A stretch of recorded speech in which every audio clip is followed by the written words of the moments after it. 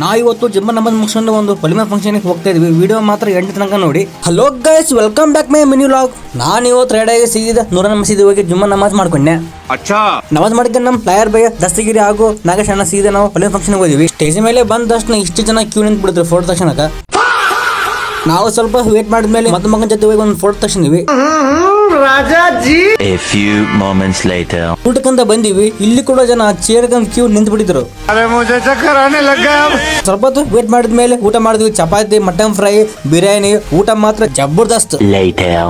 ಭಯ್ಯ ಮಾತ್ರ ಪರೋಟ ಕೈಯಲ್ಲಿ ಎಷ್ಟು ಸಖತ್ತಾಗಿ ರೊಟೇಷನ್ ಮಾಡ್ತಿದ್ನಂದ್ರೆ ಬಹಳ ದಿನ ಆದ್ಮೇಲೆ ನಮ್ಮ ಮಕ್ತುಂ ಭಯ್ಯ ಸಿಕ್ಕ.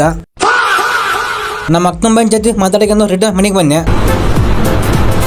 ಅಷ್ಟೇ. ನೈಟ್ ನಮ್ಮ ದೋಸ್ತರು ನಾವು ಚಾಯ್ ತಲುಪ್ ಕಡೆ ಹೋಗಿ ಬೆಲ್ಲ ಚಾ ಕುಡ್ತೀವಿ.